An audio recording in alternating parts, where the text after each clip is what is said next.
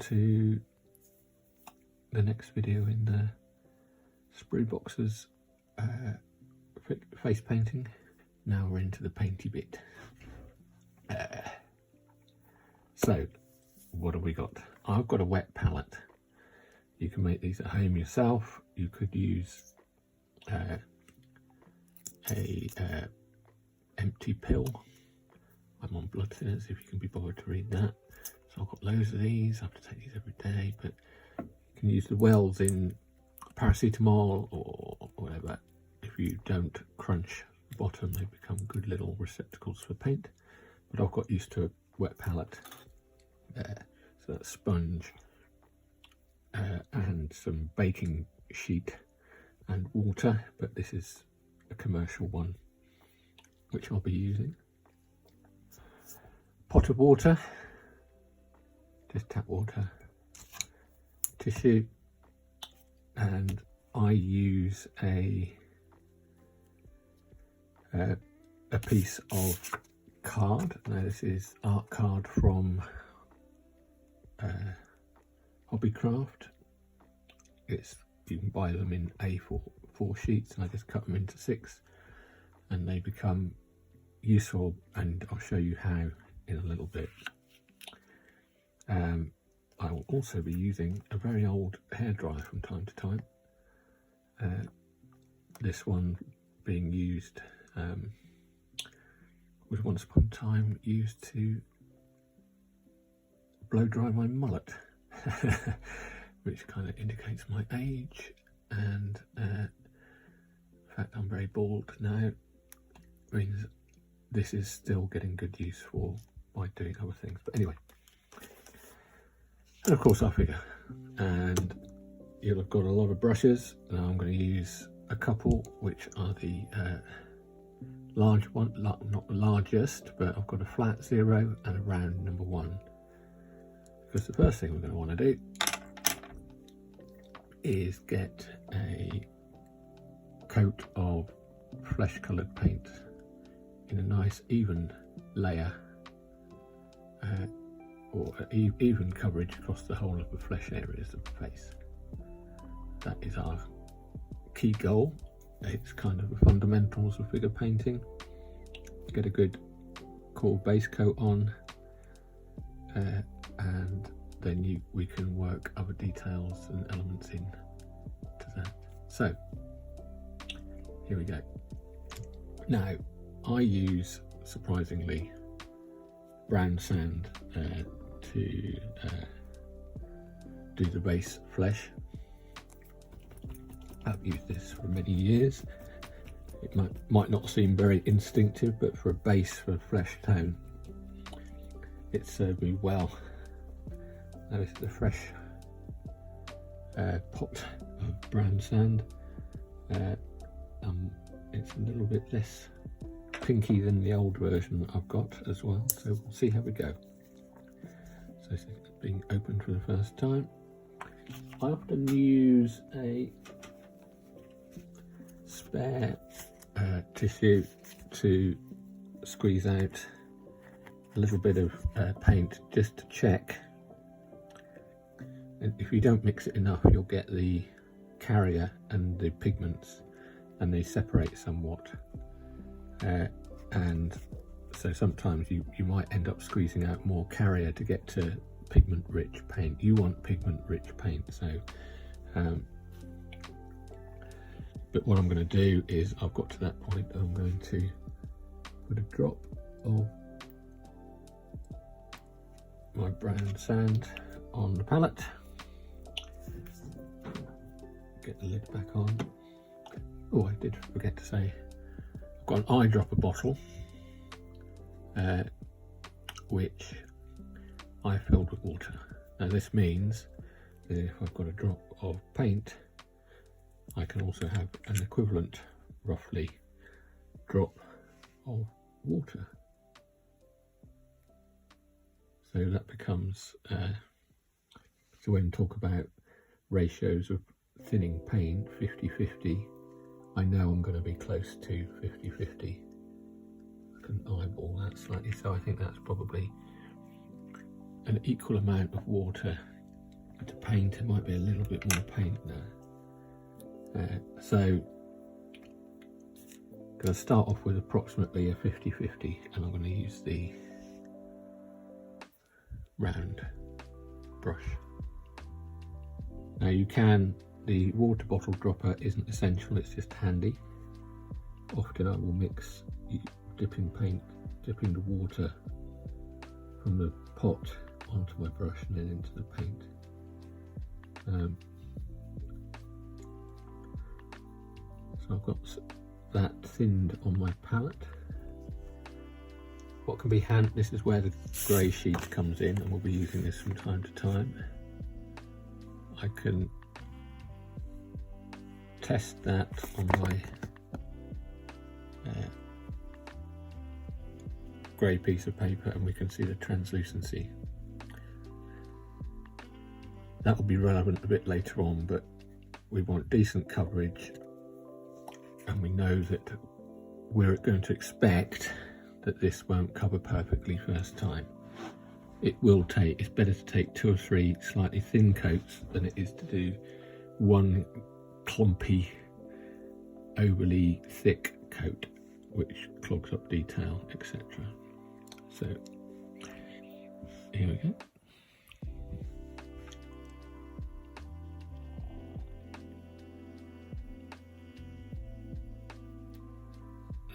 That's a good sized brush for this. And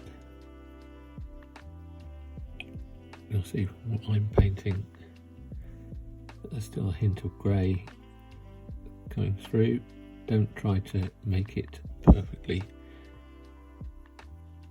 thick and covered, just be patient, carry on getting the paint into all the fresh areas.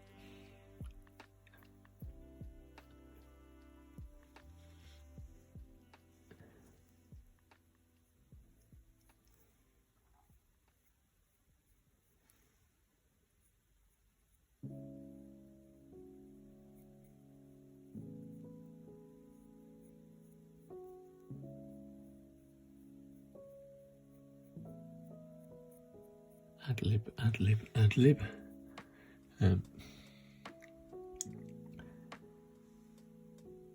The nice thing about these Vallejo acrylics is that they should dry fairly quickly and to a nice matte finish. But that's where the hairdryer comes in. If they're not drying quick enough, you can always finish it off with a hairdryer to speed up the process.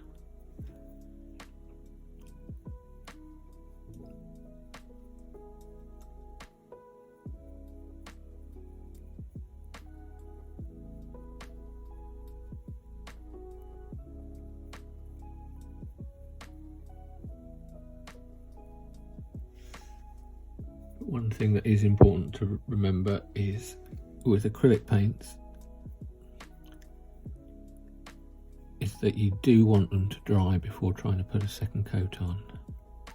If you don't, and they're only partially dry, you stand the risk of lifting the paint and making it clog up in certain areas, so you'll push the paint, semi-dry paint around, and that will cause all sorts of problems for the finish. Like I say, the goal here is to get a nice clean flat coat for subsequent painting. It's kind of like the preparation. We're painting, but we're not doing anything clever. We're just doing the mildly boring part of getting a face base coated. So don't forget to do the ears. And make sure you get paint right in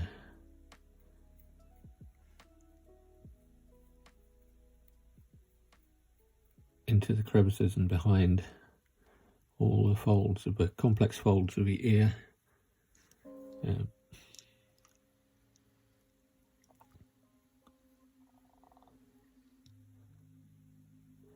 and get right up to the hairline, even going into the hair itself, because there's always an overlap. And a little bit more into that ear, and I believe layer 1 is done. So I'm going to quickly, okay, so layer 1 done. You can see that it's still a bit patchy. Paint's on a little bit thick in some places, but relatively cleanly on. You can still see hints of the grey underneath. We're just going to carry on now and do the second coat, second layer, and it will go on now a little bit more opaquely, because we've already got that first dry layer on.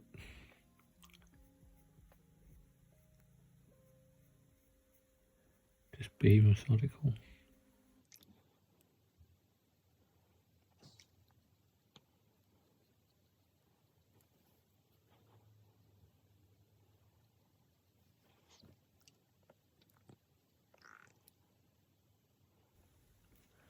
Again, you could do 3, 4, however many layers it takes to get a good, clean finish.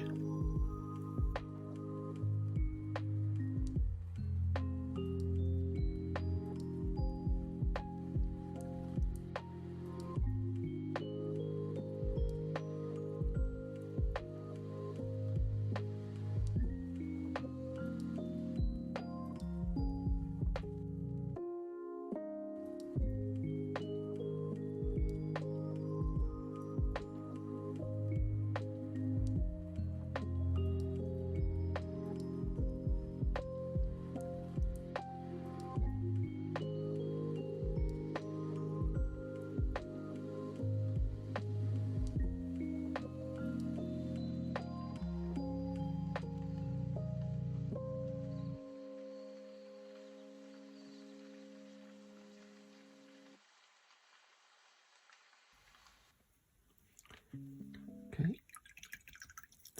hair drying. Okay, so that's 2 layers. You can see that it's not perfect coverage yet. It's a big, compared to a 1/35th scale head, it's a big area to cover, so it's a little bit more involved. So I'm going to continue with the next layer, which is starting to get nice coverage.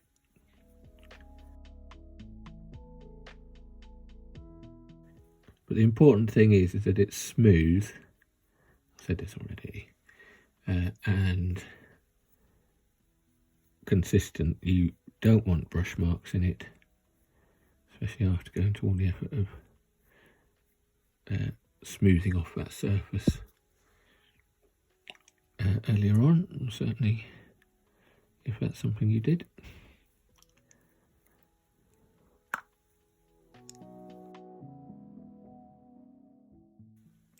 And the first layer is always kind of the toughest, because you're fighting against the primer and it coming through as you go through subsequent layers, and you can see more of your paintwork. Do try to remember to get it in all the nooks and crannies, which I'm noticing bits I've missed from earlier on.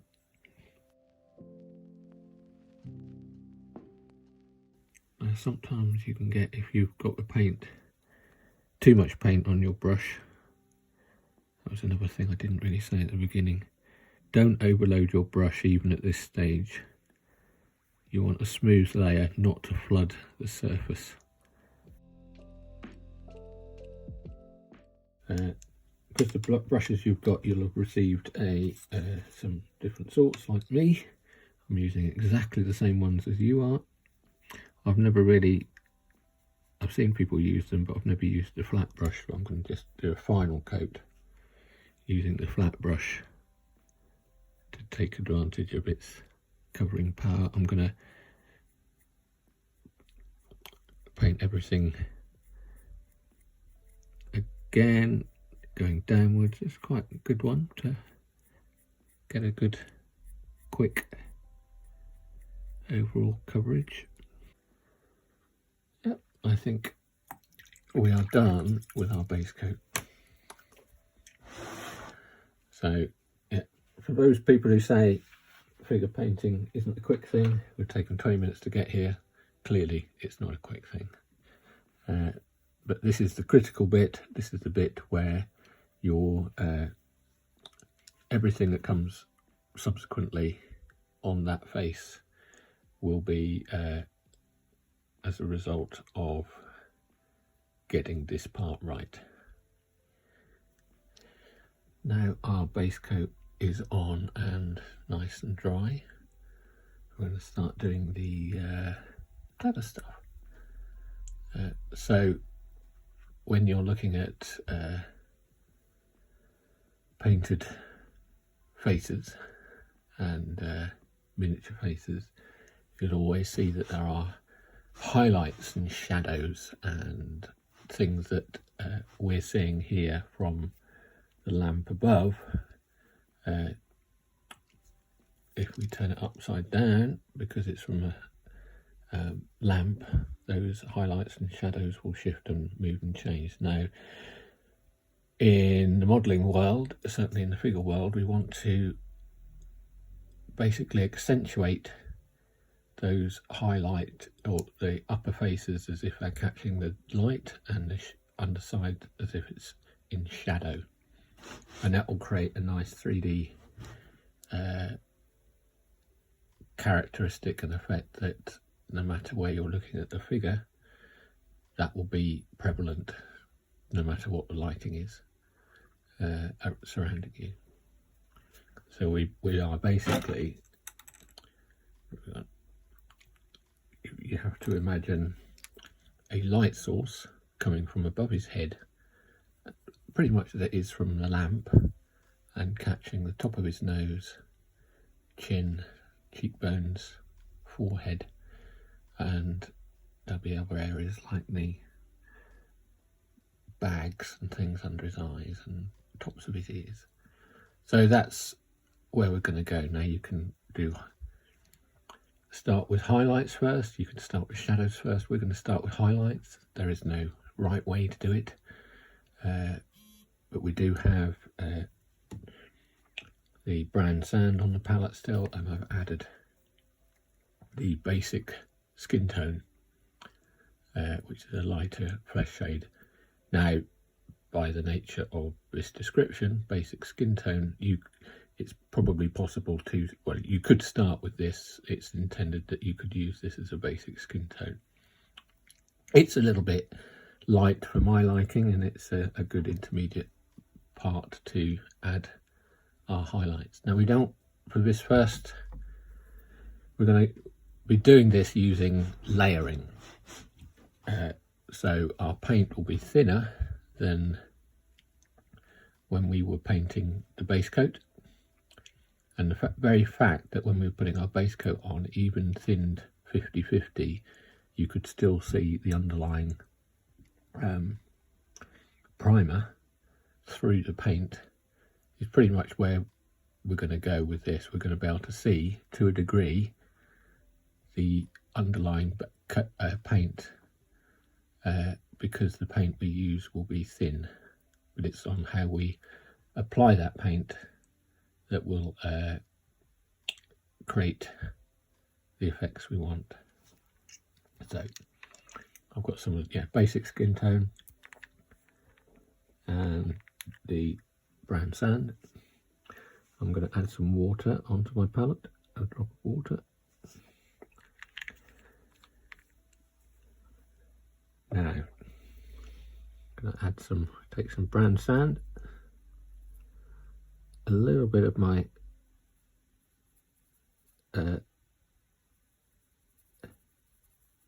basic flesh tone, just so it lightens slightly.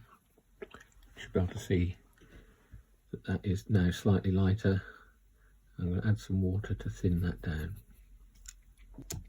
Now this is where our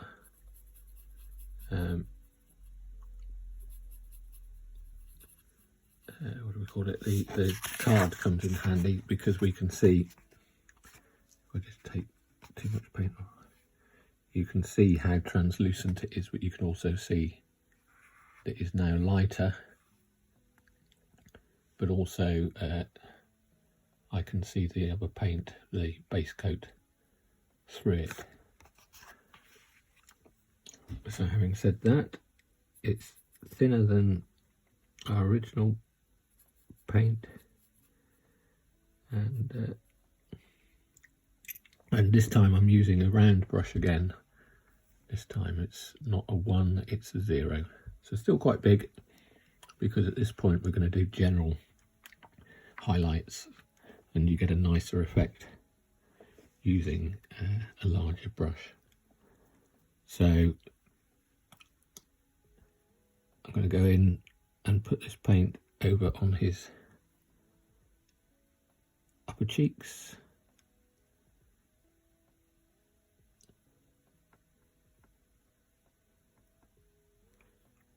on the bridge of his nose, on the rounded side bits. I've been describing this to people, and I've got to work out what that's called so that I can properly describe it while I'm describing painting. On his chin.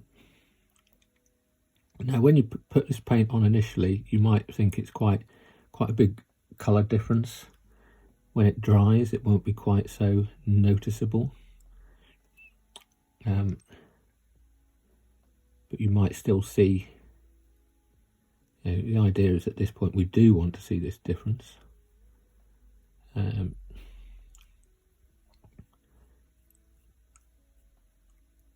So I'm putting it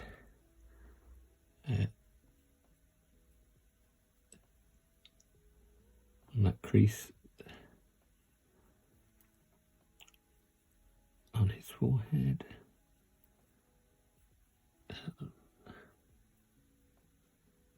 Not right into the hairline for this, because there will be a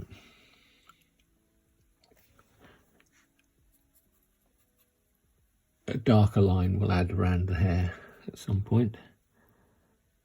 But I'm also going to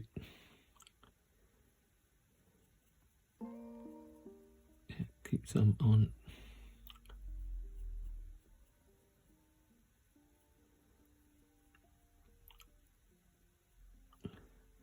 So the cheekbone going right up to his temple.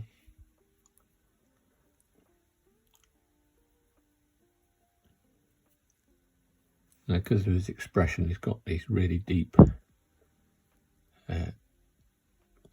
shadows under his cheekbone. And what I'm going to do is just take our initial highlight and put some on the lower portion of his chin. We might muck around with some 5 o'clock shadow in that zone later on. Otherwise it will just appear too dark overall, I think. I'll put a little bit on portions of his neck and just trace some over the ear. Ears are very interesting things, he said, sounding a little bit odd, which we'll come to later. But yeah, the thinness of an ear, if an ear sticking out, you'll often see it gets quite pink because of the light shining through it. Clearly I spend too much time looking at other human beings and the way light captures them. But there you go. At its most basic, just that first layer, I've already started creating shape and form It's not super neat. We don't need it to be super neat. We just wanted it to sort of like make a difference.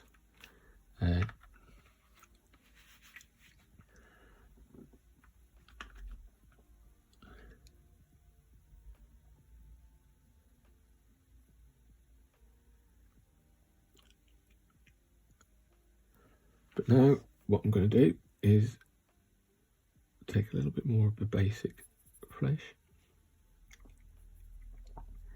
add some brown sand in again, and this time it's going to be slightly lighter.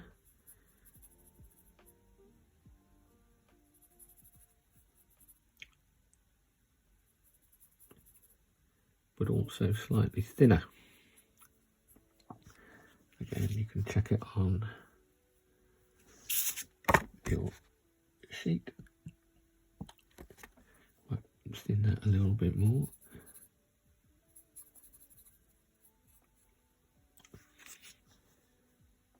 Now, something that's quite useful to understand about painting with acrylics, I might have to show you with a different colour later on. I'm just going to zoom in a lot for this. What you can see with the paint I've put on already, you can see there's areas where it's dark and areas where it's light. Now, when you paint and you lift your brush up, you can see that you leave more paint when you lift your brush. Now, that's just because of the nature of you're using a painting motion, and then you lift the brush up, and just by the nature of the removal of the brush, more paint is left at that point. Now we can use that to our advantage while we're painting, because we can, if we remember when we're painting these areas and highlights, to move our brush and remove the brush from the figure at key points on the highlights, on the cheekbones, or on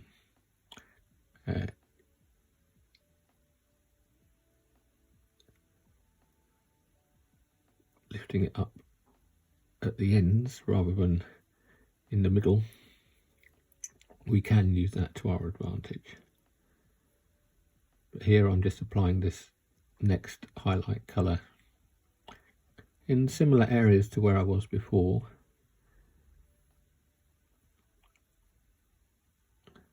but in slightly smaller zones.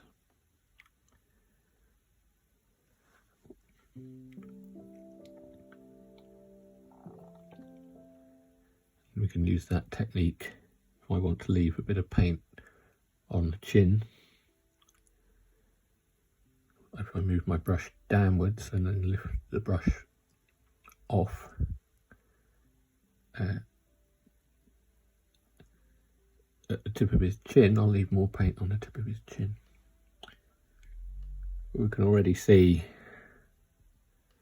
just in the, or if I want to leave a little bit more paint on the upper portion of his slightly raised eyebrow. If I remove the brush at the top of that and then come back up there and lift it up, both will leave a little bit more paint at those upper portions.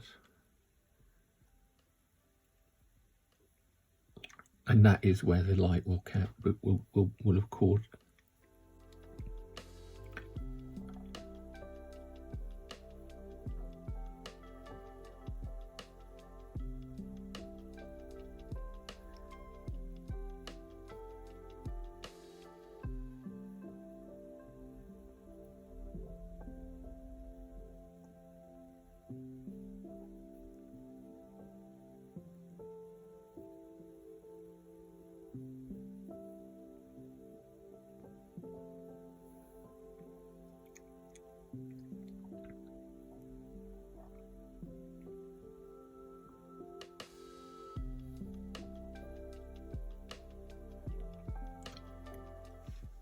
So mostly we're using the sculpting of the face to help us to decide where to put highlights and shadows, or highlights so far.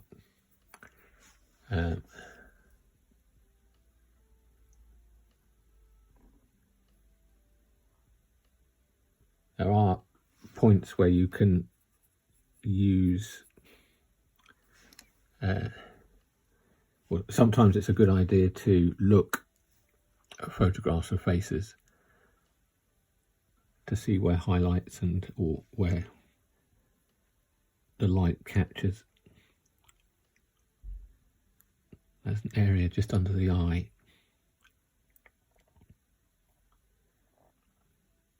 It doesn't always get sculpted on, but you can paint a highlight just coming in right up to the inner portion of the eye. That can be quite effective. Just going to put some on the bags under his eyes, into the laughter lines.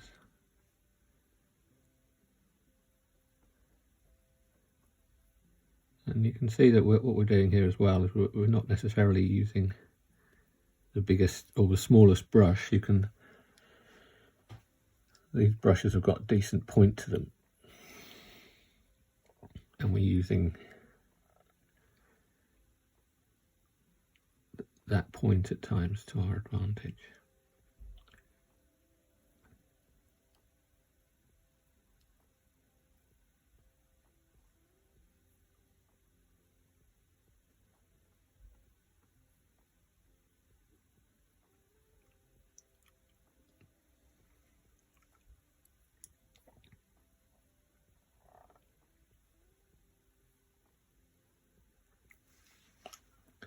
So we're still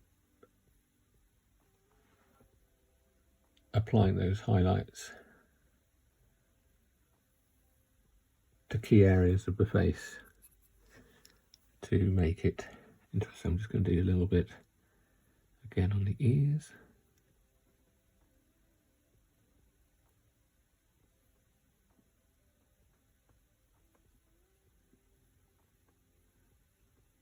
A little bit on the neck in there, just because there's a tendon that comes down at the side of your neck,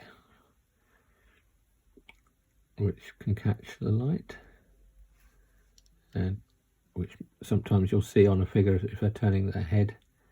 You can kind of suggest it's there.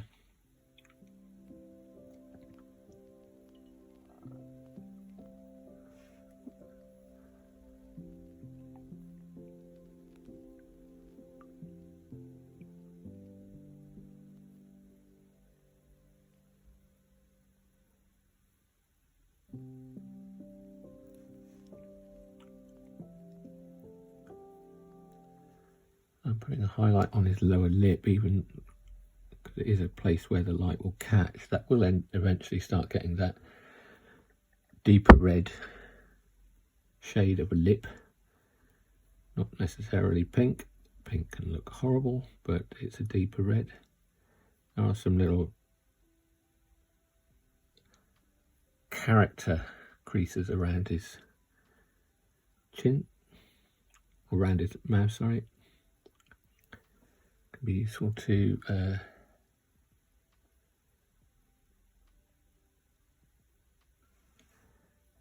pick out his upper lip as well, and the folds that we see just under the nose. Now every face will be different, and obviously if your thing is going to be doing, say, 1/35th scale,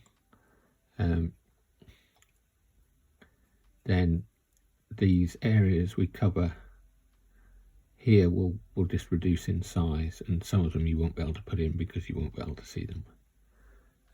But certainly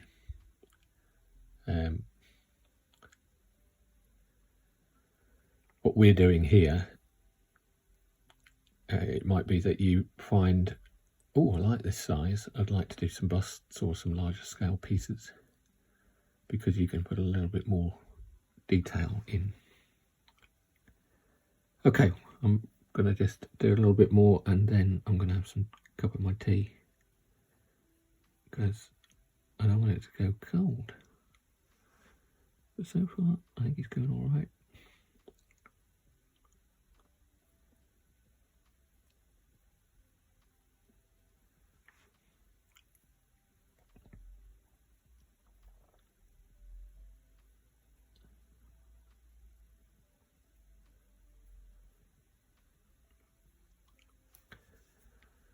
But yeah, you might be very happy with that. That's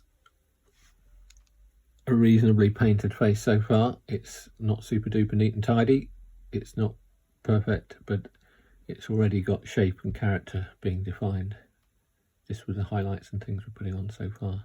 Okay, now I'm going to add even more of my basic flesh tone into my brown sand. Make it even thinner.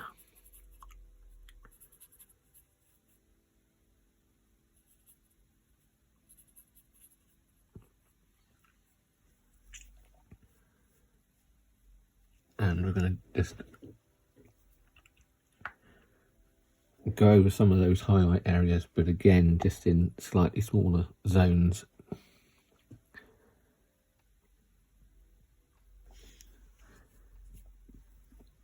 Using the card to just remove the excess paint.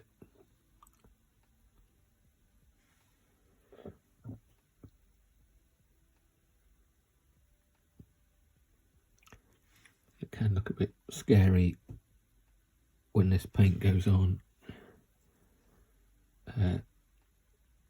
because it'll all be shiny in the light, even if it's a little bit too light at this stage. It's still good that we can recover it back if we don't like it. And I'll show you how to do that when we see how this dries. Again, still using the same size brush. This is broad brush strokes, I think I would define it as. We're just getting an overall feel for putting in the lights on Michael, which I call him Michael because it is supposed to be Michael Caine.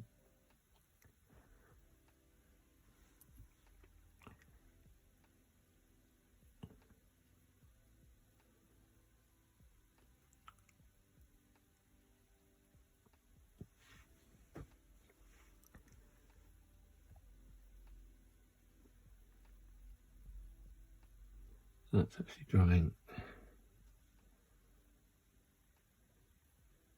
not as intensely as it first looked when it came off the brush.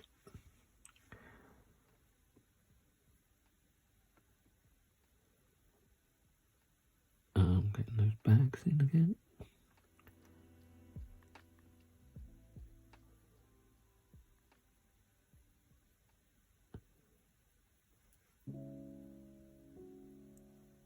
And this time, rather than trying to do the whole of those areas, I'm just going to keep it on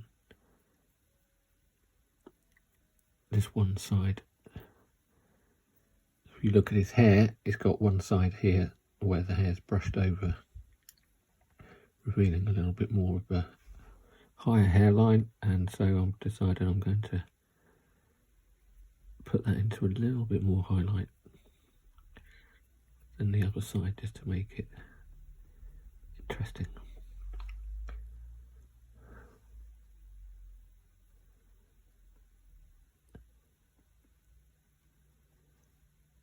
And chinning it.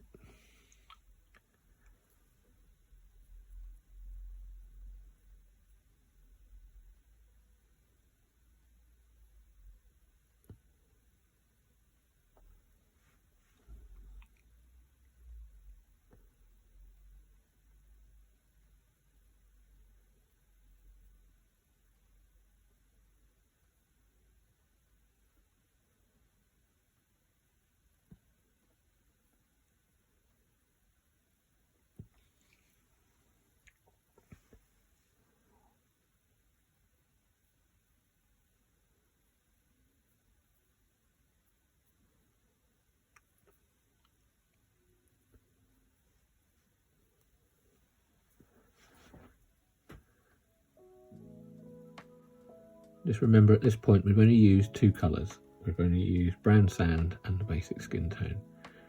And we're getting some highlights into our figure, our face, shape and character. It looks a little bit stark on camera compared to in real life, but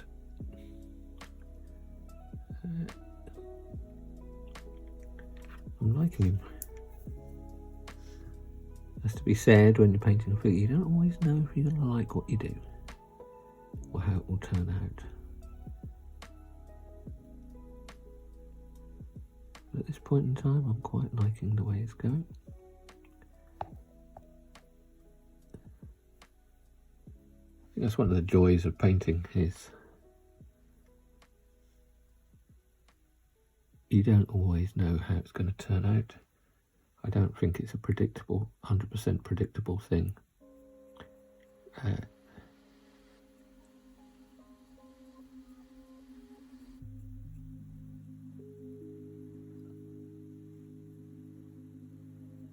can see what I'm doing here is I'm brushing away from the sort of shadow of his of the cheekbone. The idea being that I'm using what I described earlier as the way the paint comes off the brush. And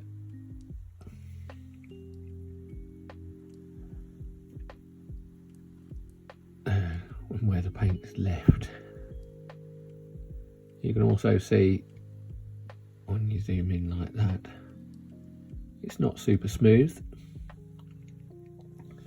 This is still, you can almost describe this as sketching, getting highlights where they're going to be.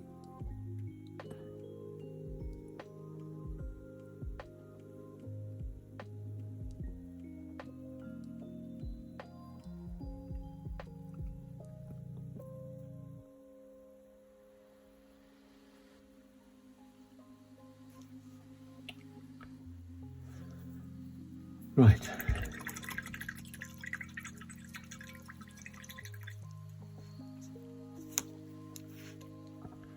There we go, it's looking. Got some shape and character. Okay, so now we're going to do some shadows. And for that, we're going to start off with burnt red. To our mix this time, we're going to use the brown sand, which by its nature lacks a lot of red tone to it, so adding the burnt red to it to help with the shadows can be useful. And you'll see even just on my hand, when you start looking at the shadow areas, there's a lot of still a lot of red in the skin tone. So I've got some on my palette, and we're going to do exactly the same as what we were doing before, which is water, add a little bit, not much, but a little bit, to a little bit of the burnt red to our brown sand. We're trying to just make it slightly darker in tone, and we're going to thin this quite a bit. Ratio, gosh, get to the point where you're so used to doing this to describe a ratio is tricky, but probably 4:1 water to paint for me when I do this. I like to I would rather have it too thin and do 2 or 3 layers to get it to a level noticeable than to have it too thick and struggle to overpaint it. But yeah, I'm gone down a brush size at this point to same round 20 because I'm going to be wanting to put this into some small recess areas around the eyes. So my initial pass here will just be to get it into what will ultimately be the darkest areas of all. So that's a little bit too much paint on my brush. I can use the old, excuse my dirty fingernails, but back of the finger.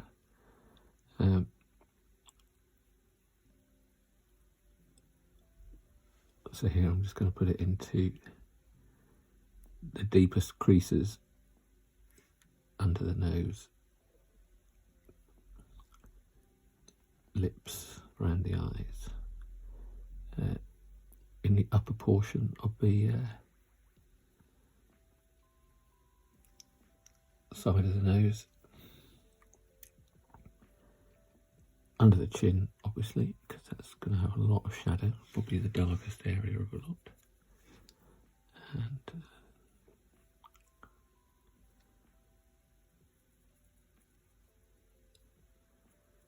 And I tend to use this as kind of colour as well, where skin is adjacent to a uniform.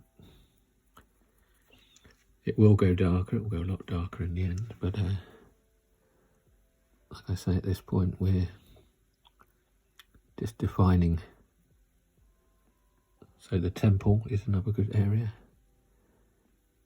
or an important area to get this in.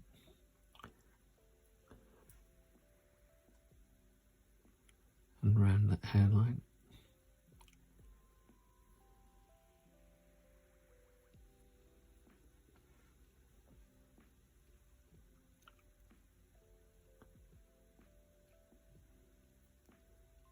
And under that lower lip. There's quite a, you can see just from that profile how much that lip goes in underneath that.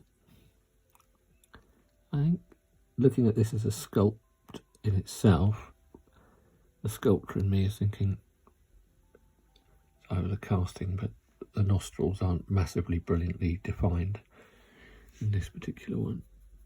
We can have to do a bit of painting to get those to pop out a little bit more.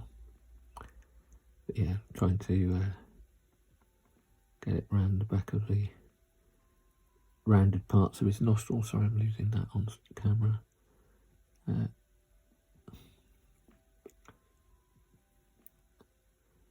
It's still quite thin, so I'm going to put this gentle line on those creases.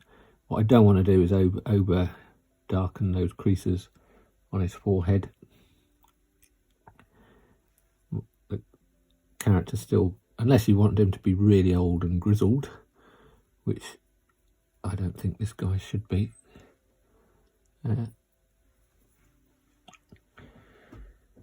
the fact that it's now got some shadow colour that's got a bit of red tone in it adds a little bit more life to our chap. The idea is to make him look like he's alive eventually. I'm going to put some just under the bags on his eyes. I've got some interesting little creases around his eye and his laughter lines and whatnot.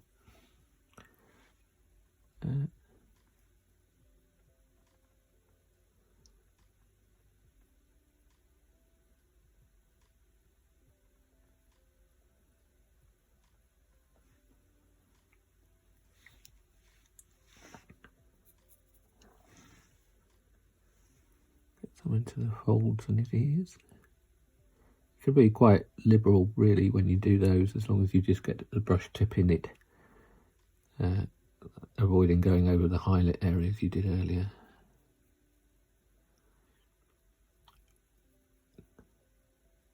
Now don't worry too much if you feel like you can see almost like the join between the different layers you're doing. We'll be going through a way of softening those edges later.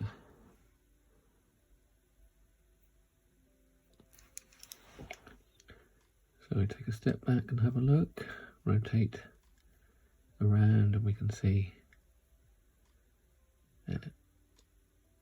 we're starting to get some shape and form and interest in our chap. Okay, I'm now going to add a little bit more of this burnt red to my sand. Thin it down even more.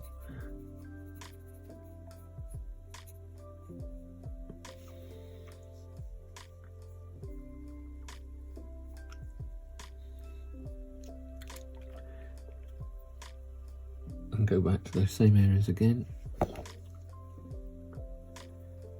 This time reducing the zones in which I'm putting that coverage. So just a smaller area each time. We tend to concentrate in areas around the eyes and around it, where the tightest creases are, the shadows are.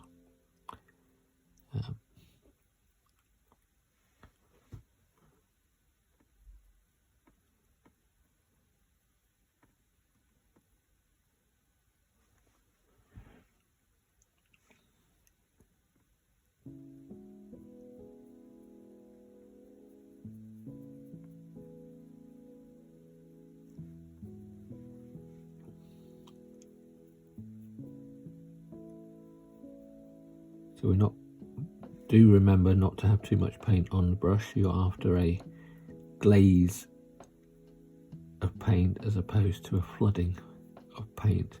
Figure painting is mostly about how much brush paint you have on your brush and how much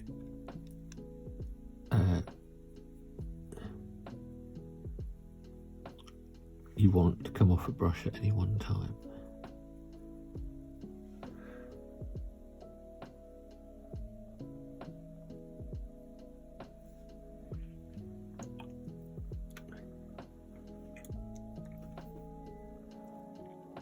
So, there we go.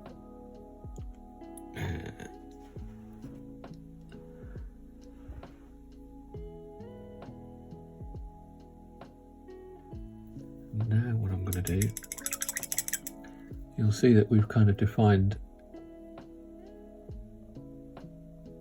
areas a little bit more, create some areas around the eyes. What we haven't done yet are the eyes themselves. So for that, I'm going to take our lightest light flesh. So one thing we don't want to do when painting a face is to paint. Ooh, that's horrible. And that's got my paint in my hands. See, folks, disaster. Not disaster, but it can get ugly very quickly if you're not concentrating. And bear with me. This is the boring bit. Especially when it behaves like this. Right, oh, it's quite light. So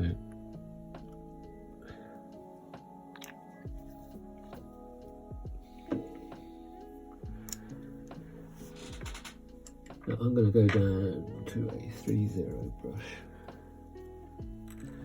because we're going to add some lighter tone into the eyeball itself. We don't want white. White will look awful, will look stark. I'm going to add even a little bit of basic flesh tone into this light flesh tone.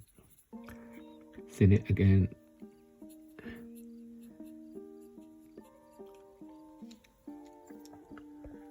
We don't want too much paint on our brush. We don't want it to flood after all the work we've done around it. Not quite used to these brushes yet. And there we go.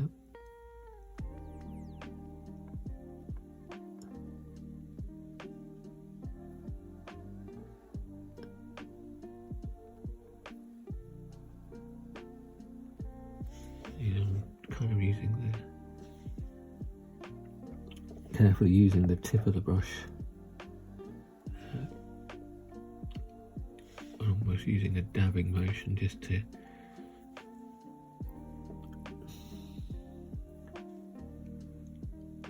get the paint into the corner of the eye.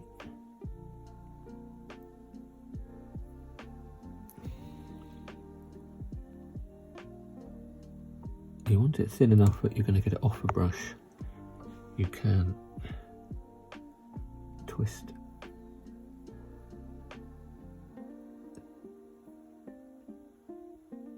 the head around in your hand.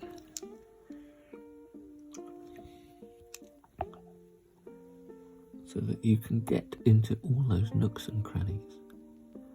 Now remember that you can always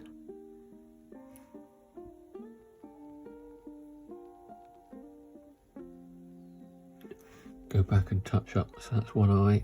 We are zoomed proper in here. This is huge, huge. And then we're going to do the other eye.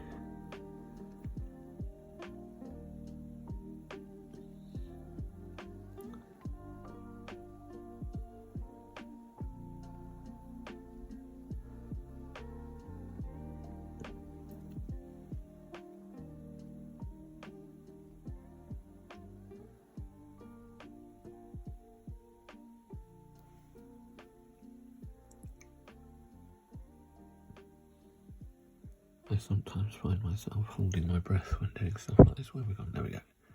We're getting there. When I look at it on camera. Oh, where have we gone? There we go.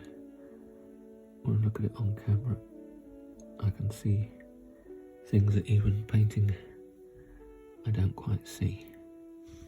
Here we go. There you go. There you go.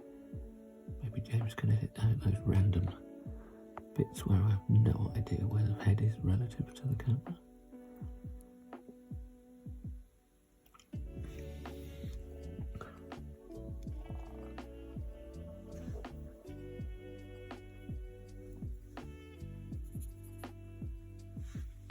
Let's just remember that this is hugely zoomed in. If any of you are watching this even on a PC, remember that is a finger, so I'm being quite generous with my zooming here of the work I'm doing. But you can see how even with an off-white, it can still look quite bright, the eye, and there's the nature of acrylics, and I'm sure you're already learning this. The nature of acrylics is such that the intensity is built up with every additional layer you put on.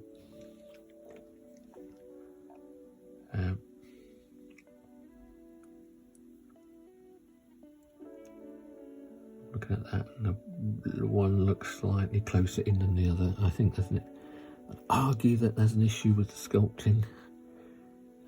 It's, as somebody who has sculpted things myself, it's not easy to do.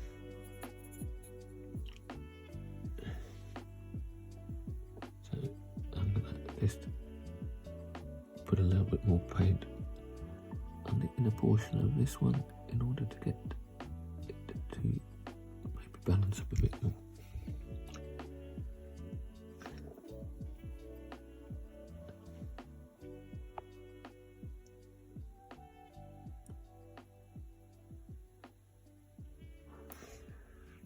So remember, there is no white in those eyes. There's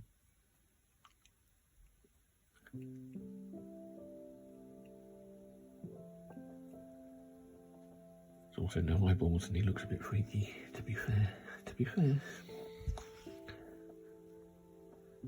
Now what I'm going to do, if I look at that, and I'm super critical, and I am super critical, that eye, I want to just cut a little bit too much with the whites of his eyes. So I want to just go back and get some of the brown sand and just take that lower edge and shape it a bit better. I'm going to use the same brush. So I'm just using some brown sand so the original base tone diluted enough, and then